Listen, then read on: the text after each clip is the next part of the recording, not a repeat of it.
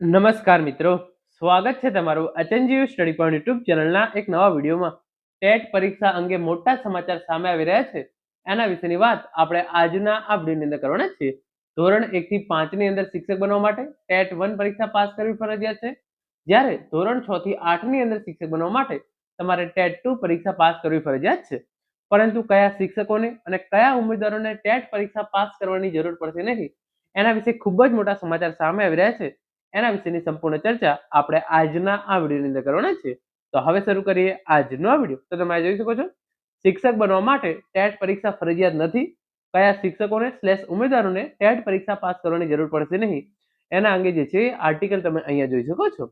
તો સૌપ્રથમ તમે અહીંયા જોઈ શકો છો જે કેન્દ્ર સરકાર છે એના દ્વારા પ્રાથમિક શિક્ષકોની ટેટ યોગ્યતાનો અહેવાલ કેન્દ્ર સરકારે મંગાવ્યો.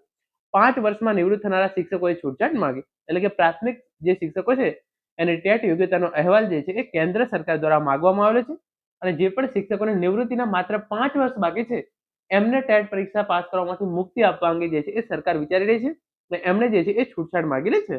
આપણે વિગતવાર ઇન્ફોર્મેશન લઈએ તો તમે જોઈ શકો છો, સુપ્રીમ કોર્ટ દ્વારા પ્રાથમિક શાળામાં ફરજ બજાવતા તમામ શિક્ષકો ટેટ પાસ હોવા જોઈએ તેવા નિર્દેશના આધારે કેન્દ્ર સરકારે પ્રક્રિયા હાથ ધરી છે.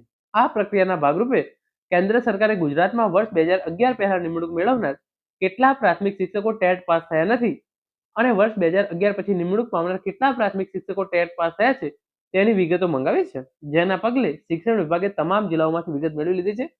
પરંતુ શિક્ષકોના યુનિયને નોકરીના છેલ્લા 5 વર્ષ બાકી હોય તેમને ટેટ પરીક્ષામાંથી મુક્તિ આપવાની જે છે એ માંગ કરેલી છે.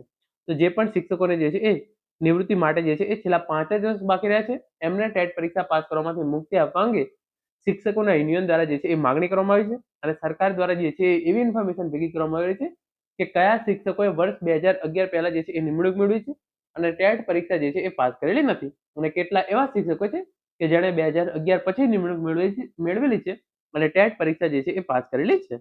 તો પછી આગળ તમે અહીંયા જોઈ શકો છો, કેન્દ્ર સરકાર દ્વારા મંગાવેલી વિગત એકઠી કરી લેવાય છે.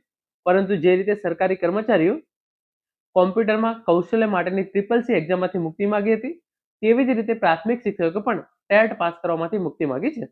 જોકે કેન્દ્ર સરકાર દ્વારા આ બાબતે હજુ સુધી કોઈ નિર્ણય લેવામાં આવ્યો નથી. તો અહીંયા તમે જોઈ લો, પ્રાથમિક શિક્ષકોએ જે છે એ ટેટ પરીક્ષા પાસ કરવામાંથી મુક્તિ માંગી છે. પરંતુ ખાસ ધ્યાન રાખજો, કેન્દ્ર સરકાર દ્વારા હજુ સુધી આ બાબતે કોઈ જ નિર્ણય જે છે એ લેવાયો નથી. પરંતુ સુપ્રીમ કોર્ટે તમામ પ્રાથમિક શિક્ષકોને ટેટ પાસ કરવાનો નિર્દેશ આપતા આ મામલો ચર્ચામાં આવે છે. જે અનુસંધાને રાજ્યના શિક્ષણ વિભાગે રાજ્યની તમામ પ્રાથમિક શાળામાં નોકરી કરતા પ્રાથમિક શિક્ષકોની માહિતી એકઠી કરી છે, જેમાં વર્ષ 2011 પહેલા નિમણૂક પામનાર પૈકી કેટલા શિક્ષકો ટેટ પાસ નથી તેની વિગતો જે છે એ માંગી છે. જેથી કરીને નિવૃત્તિના 5 વર્ષ પહેલા કેટલા શિક્ષકોએ ટેટ પાસ કરી નથી, આ સંખ્યાના આધારે ટેટમાંથી મુક્તિ આપવી કે શું કરવું તેનો નિર્ણય લેવી શકે છે, એમ સૂત્રોનું કહેવું છે. તો અત્યારના પ્રમાણે ધોરણ 1 થી 8 ની અંદર તમારે જે છે એ શિક્ષક બનવા માટે ટેટ પરીક્ષા જે છે એ પાસ કરવી ફરજિયાત છે. સુપ્રીમ કોર્ટ દ્વારા પણ આદેશ આપવામાં આવે છે અને એમને જે પણ નવા શિક્ષકોની ભરતી થાય છે એ ટેટ પરીક્ષાના આધારે થાય છે. પરંતુ જે શિક્ષકોને માત્ર હવે નિવૃત્ત થવામાં 5 વર્ષ જ બાકી રહ્યા છે એમને જે છે એ બની શકે છે કે કેન્દ્ર સરકાર અથવા તો રાજ્ય સરકાર દ્વારા એમને ટેટ પરીક્ષા પાસ કરવામાંથી મુક્તિ આપવામાં આવે. તો મિત્રો, આ હતો આજનો video. Thank you so much for watching.